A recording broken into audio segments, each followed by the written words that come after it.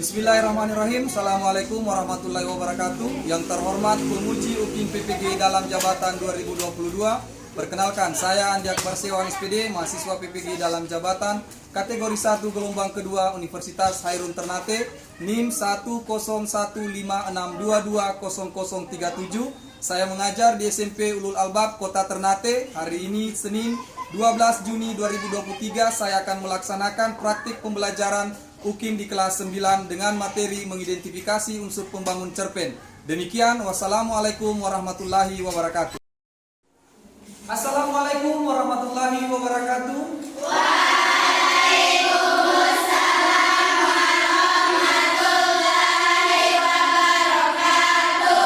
Bagaimana kabarnya anak-anakku sekalian? Alhamdulillah baik. Alhamdulillah. Baik anak-anakku sekalian, kita lanjutkan kegiatan pembelajaran kita kemarin. Sebelumnya itu saya ingin mengecek siapa yang tidak hadir untuk hari ini. Semua hadir. Semua ya? Saya. Ya.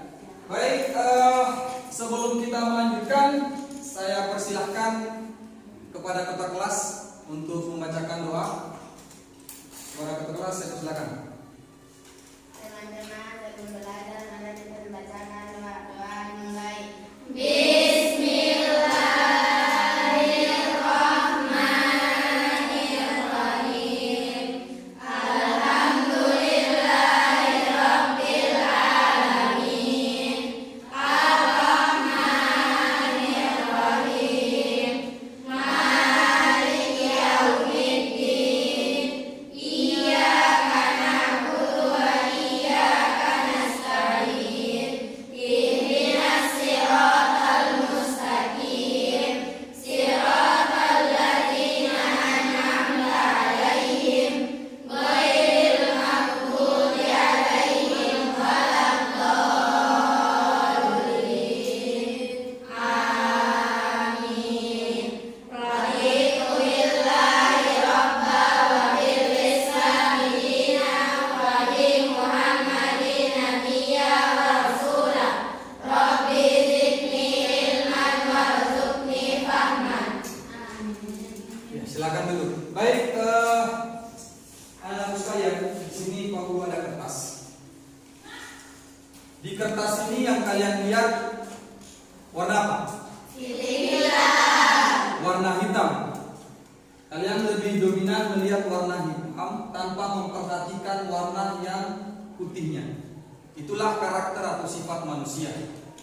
Hanya melihat keburukan manusia lainnya, tanpa melihat atau menilai kebaikan yang pernah diperbuatnya. 1000 kebaikan yang kita lakukan dan kita melakukan satu kesalahan saja, maka 1000 kebaikan itu tidak akan pernah terhitung atau ternilai. Keburukan yang selalu dibicarakan. Maka dari itu saya harapkan kepada kalian, meskipun sifat atau karakter manusia seperti itu, tetap kita optimis untuk selalu berbuat Baik. menghiraukan apa yang dikatakan oleh orang lain. Tetap berbuat baik, belajar yang tekun untuk menggapai Cita-cita. Baik anak-anakku sekalian, untuk memupuk jiwa nasionalisme kita, mari kita menyanyikan lagu Indonesia Raya secara bersama-sama. Saya persilahkan kepada kalian semua untuk berdiri.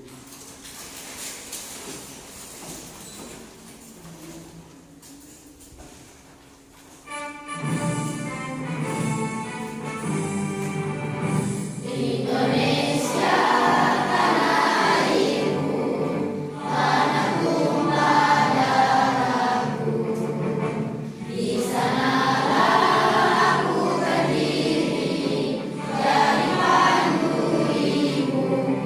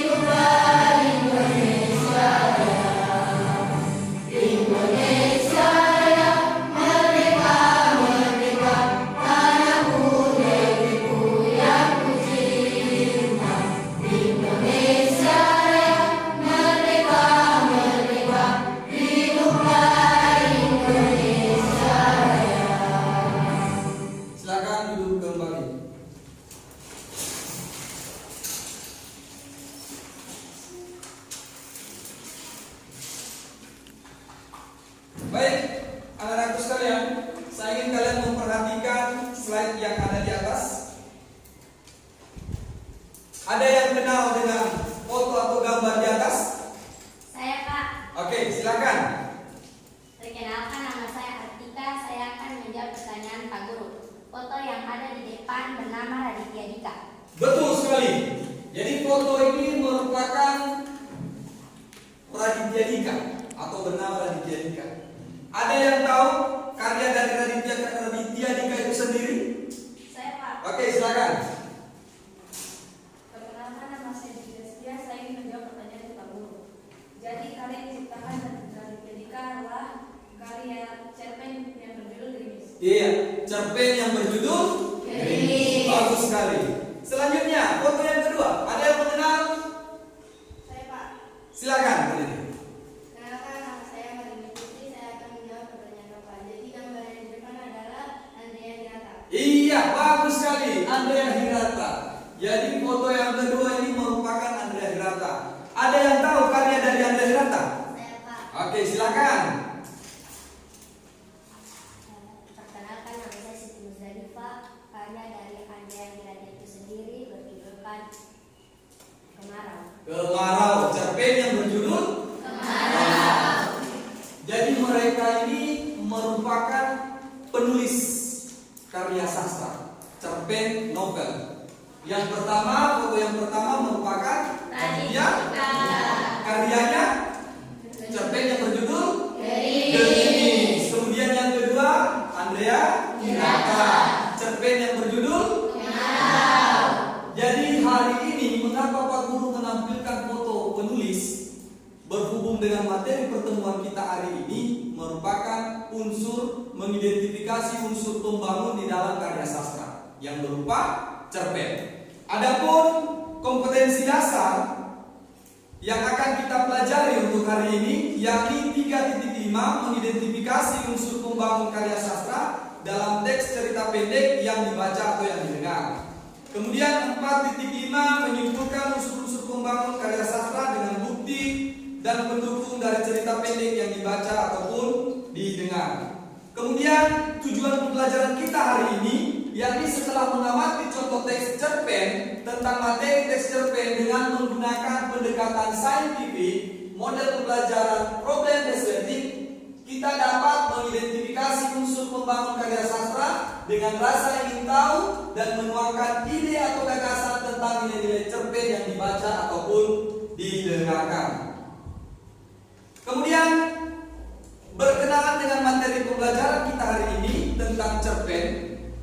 Ya, ada yang tahu apa itu cerpen atau pernah mendengarkan cerpen itu apa? Ada yang bisa? Saya, Pak. Siapa? Oke, silakan. Perkenalkan, nama saya Rita Zulkaira. Saya akan menjawab pertanyaan Bapak. Pengertian cerpen menurut KBBI adalah kisah pendek kurang dari 10.000 kata yang memberikan kesan tunggal yang dominan dan memusatkan diri pada satu tokoh dalam satu situasi. Iya, tepat sekali.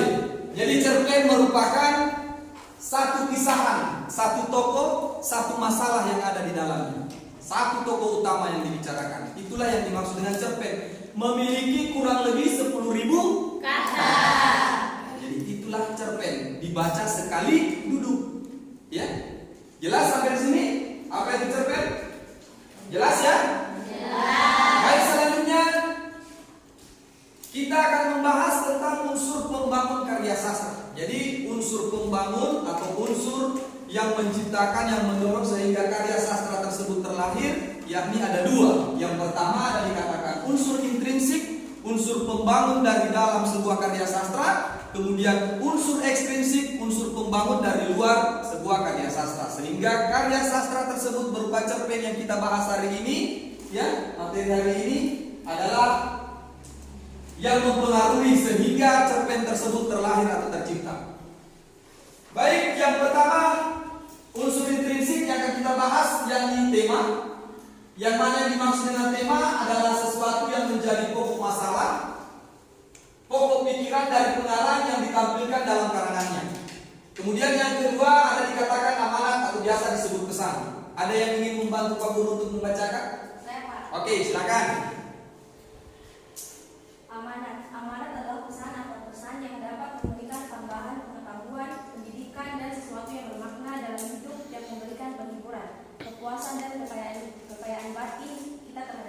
Iya, itulah yang dimaksud amanat atau pesan. Sesuatu yang bisa kita ambil di dalam sebuah cerita dan kita jadikan motivasi atau dorongan dalam kehidupan sehari-hari. Kemudian yang ketiga ada dikatakan tokoh. Siapa yang ingin membaca? Saya, Pak. Oke, silakan. Tokoh ya pelaku dalam karya sastra. Dalam karya sastra biasanya ada beberapa tokoh, tapi biasanya hanya ada satu tokoh utama. Iya, baik sekali. Jadi tokoh adalah pelaku. Namun di dalam cerpen, tokoh itu hanya satu, tokoh utama yang disebut dengan tokoh utama. Tokoh berarti pelakunya. Tokoh ada penokohan. Tokoh berarti pelakunya. Kemudian penokohan berarti karakter atau sifat tokoh di dalam suatu cerita. Kemudian yang keempat ada disebut dengan alur. Siapa yang ingin baca? Saya, Pak. Baik, silakan. Alur disebut juga plot, yaitu rangkaian peristiwa yang memiliki hubungan sebab akibat sehingga menjadi satu kesatuan yang padu, bulat, dan utuh. Iya, tepat sekali. Jadi alur ini merupakan rangkaian peristiwa. Dan alur itu sendiri terbagi menjadi tiga bagian. Ada dikatakan alur maju, ada dikatakan alur mundur, dan ada dikatakan alur maju mundur.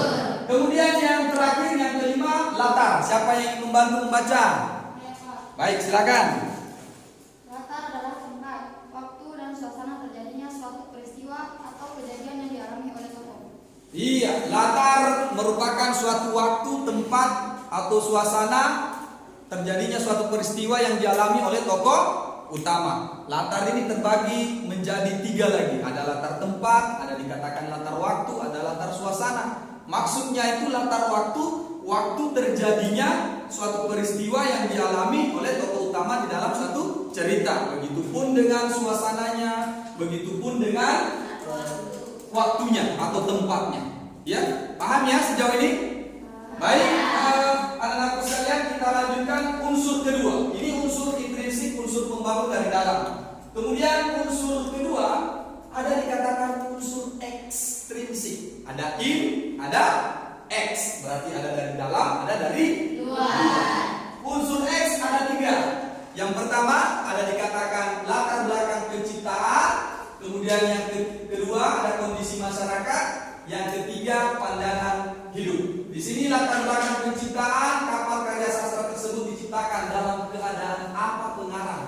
Ya, melatar belakang apa yang melatar belakangi pengarang sehingga menciptakan suatu karya, misalnya Andrea Hirata, novelnya misalnya Laskar Pelangi. Apa yang melatar belakangi Andrea Hirata sehingga menciptakan sebuah novel yang berjudul Laskar Pelangi? Itu yang dimaksudkan. Kemudian kondisi masyarakat di sekitar pengarang seperti apa? Kemudian yang ketiga pandangan hidup pengarang seperti apa sehingga ia menciptakan sebuah karya sastra.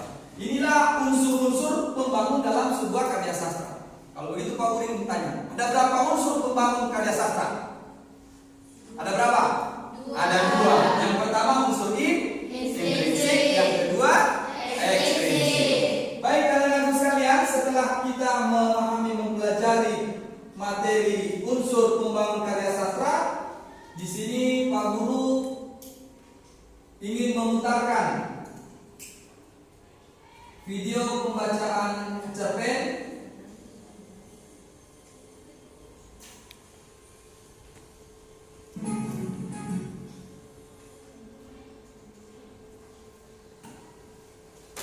Saya ingin kalian memperhatikan video pembacaan cerpen di atas. Nantinya saya akan memberikan pertanyaan, ya, unsur intrinsik yang terdapat di dalam pembacaan cerpen tersebut. Paham ya?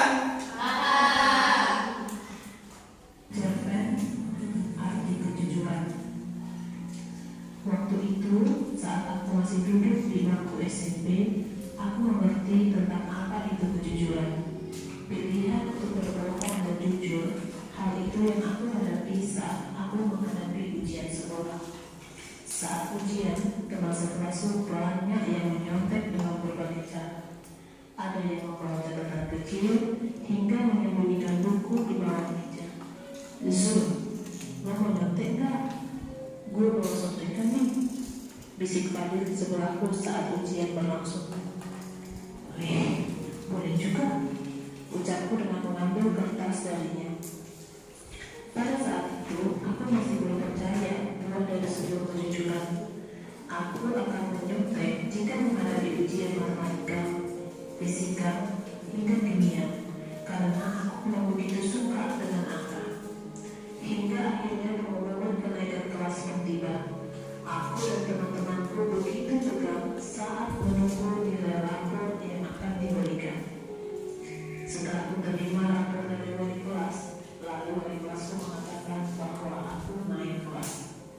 Namun, saat aku membuka rapor itu, aku melihat nilai pelajaran matematika, fisika, serta kimia mendapat nilai yang kurang memuaskan, bahkan kurang dari rata-rata.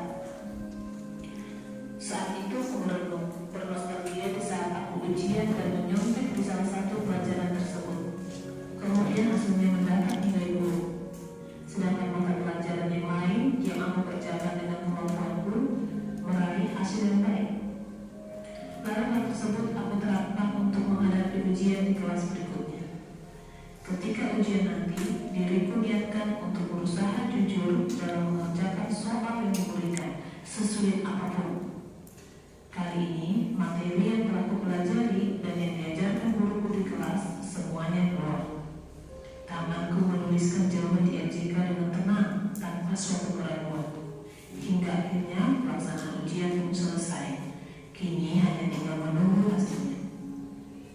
Hari pembagian rapor pun tiba. Aku kembali tegang dengan hasil yang akan aku dapat nanti. Kemudian ibu wali kelas membacakan satu persatu para siswa yang meraih peringkat 5 besar paralel hingga tempat pembacaan siswa yang meraih peringkat pertama. Siswa yang meraih peringkat pertama adalah, ucap ibu wali kelas. Semua siswa begitu tegang menunggu kelanjutan ucapan dari ibu wali kelas tersebut. Julfikar Al-Husain, ucapnya sambil mengarahkan matanya padaku. Diiring bahagia dan haru atas kerja kerasku belajar selama ini tidak sia-sia. Kemudian semua telah memberi selamat padaku. Lalu ibu wali kelas mengatakan padaku bahwa meraih peringkat pertama akan mendapat beasiswa sekolah di SMA. Diriku begitu senang mendengarnya. Anggapanku tentang kejujuran itu memang benar. Kalau jujur itu membawa bahagia, walau awalnya itu sulit. Baik, anak-anak sekalian, Pak Guru ingin bertanya, siapa tokoh utama yang terdapat pada video pembacaan cerpen di atas? Saya, Pak. Silakan. Tokoh utamanya siapa? Berdiri. Silakan berdiri. Tokoh utama dari cerpen dan kejujuran adalah aku. Aku, tepat sekali. Luar biasa. Kemudian pertanyaan kedua, ada yang tahu tema dari video pembacaan cerpen di atas? Saya, Pak. Silakan. Arti kejujuran itu penting. Iya, betul sekali. Jadi pentingnya sebuah kejujuran dalam kehidupan kita. Itulah unsur-unsur intrinsik. Ada tokohnya, ada temanya, ada latarnya. Latarnya di mana? Latar tempatnya di mana? Saat penerimaan rapor di mana? Di sekolah? Itu yang dimaksud dengan latar. Ya. Jadi berkenaan dengan video pembacaan cerpen, Pak Guru akan membagikan LKPD. Saya harapkan kalian mengerjakan secara berkelompok.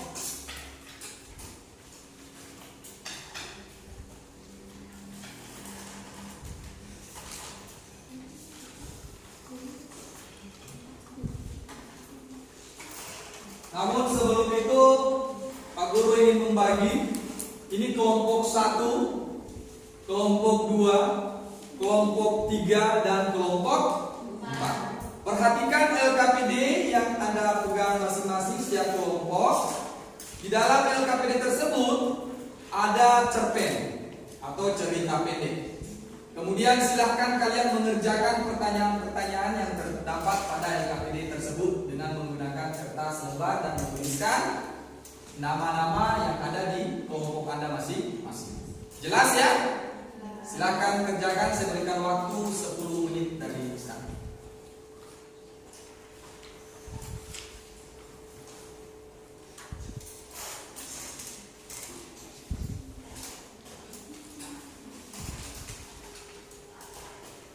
Ya, pertanyaan pertama, menentukan unsur intrinsik cerpen yang berjudul Kucing yang Selalu Lapar.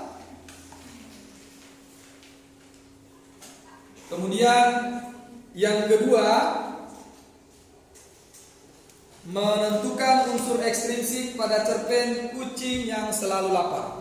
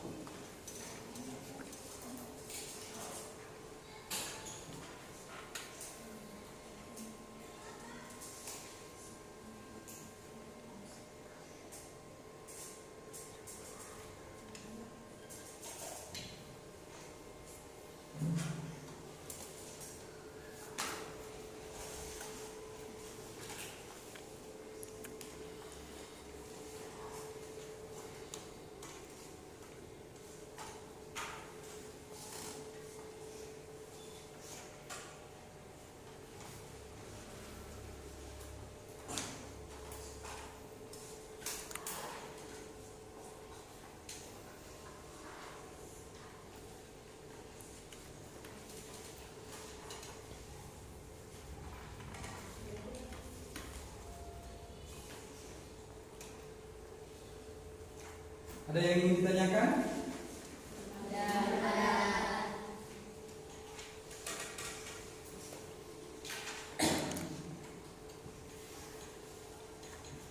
Bagaimana kelompok 1? Sudah selesai? Kelompok 2? Kelompok 3? Sudah. Kelompok 4? Sudah semua ya. Baik, anak-anak sekalian, kita akan bermain game. Jadi saya persilahkan ketua kelompok, masing-masing ketua kelompok yang sudah ditunjuk standby atau tetap di tempat. Ya, ketua kelompok tetap di tempat. Kemudian anggota kelompok berjalan mencari informasi tentang unsur intrinsik dan ekstrinsik yang ada di dalam cerpen yang ada di LKPD masing-masing. Paham ya? Saya persilahkan sekarang.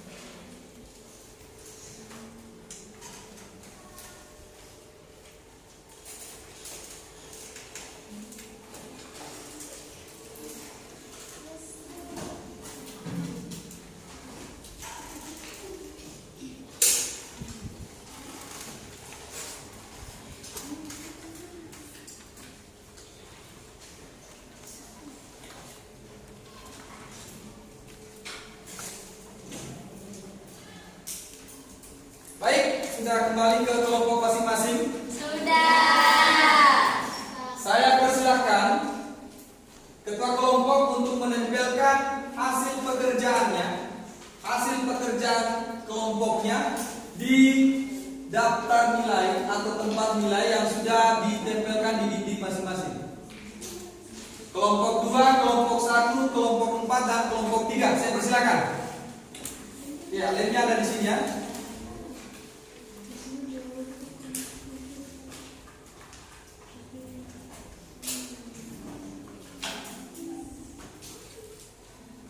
Baik, silakan ditempelkan hasil informasi yang didapatkan oleh anggota kelompoknya. Ya.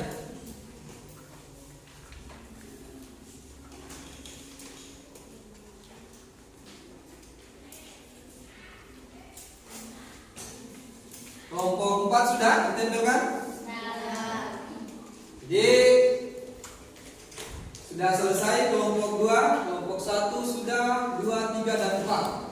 Baik, setelah ketua kelompok sudah menempelkan hasil informasi yang didapatkan oleh anggota kelompoknya, Maka saya persilahkan di ketua kelompok, masing-masing ketua kelompok untuk berjalan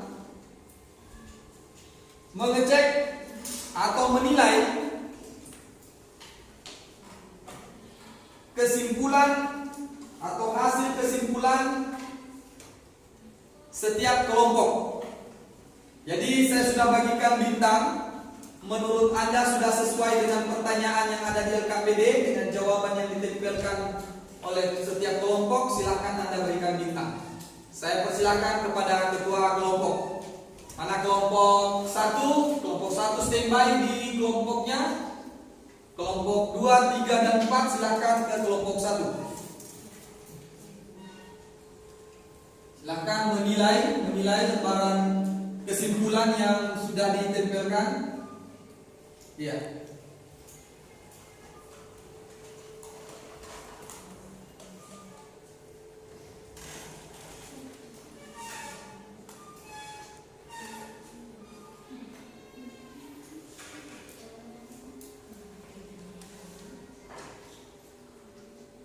Oke, silakan lanjut berjalan ke kelompok 2.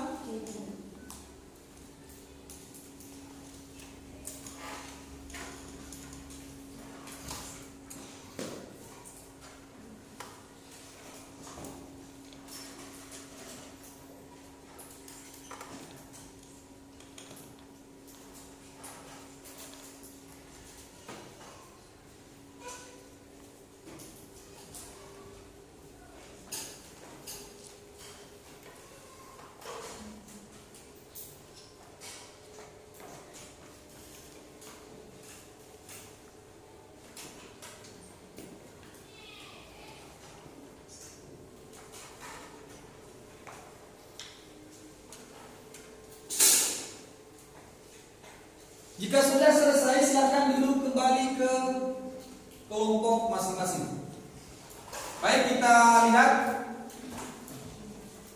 Kelompok 1 mendapatkan 3 bintang, kelompok 2 3 bintang, kelompok 3 3 bintang, kelompok 4 3 bintang. Artinya apa yang diberikan pertanyaan-pertanyaan yang terdapat di LKPD sudah sesuai yang ada unsur intrinsik dan ekstrinsik yang terdapat di dalam cerpen yang berjudul Kucing Selalu Lapar.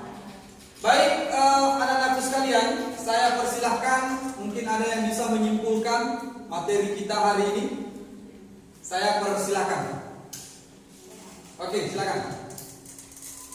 Kesimpulan cerpen Kucing Selalu Lapar terdapat unsur intrinsik dan ekstrinsik. Tokoh utama aku. Tema berbuat baik sesama manusia ciptaan Tuhan. Iya, tepat sekali. Jadi sesuai dengan materi pembelajaran kita hari ini tentang unsur pembangun karya sastra berupa cerpen, apa yang disimpulkan oleh teman kalian tadi itu sangatlah bagus. Bahwasanya unsur pembangun ada 2, ada unsur intrinsik dan unsur ekstrinsik sesuai dengan cerpen yang berjudul Kucing yang Selalu Lapar yang ada di LKPD kalian masing-masing. Baik anak-anakku sekalian, saya menyimpulkan bahwasanya kegiatan pembelajaran kita hari ini tentang unsur pembangun karya sastra ada 2. Yang pertama unsur intrinsik, yang kedua unsur ekstrinsik. Yang mana yang dimaksud unsur intrinsik? Ada 5: tokoh, tema, alur, amanat, dan latar. Kemudian unsur ekstrinsiknya ada 3. Yang pertama latar belakang pengarang, yang kedua adalah kondisi masyarakat, dan yang ketiga apa? Yang ketiga keadaan yang dialami oleh pengarang pada saat menciptakan sebuah karya sastra atau cerpen. Jadi saya rasa cukup sekian pertemuan kita sejauh ini. Ada pertanyaan? Belum ada.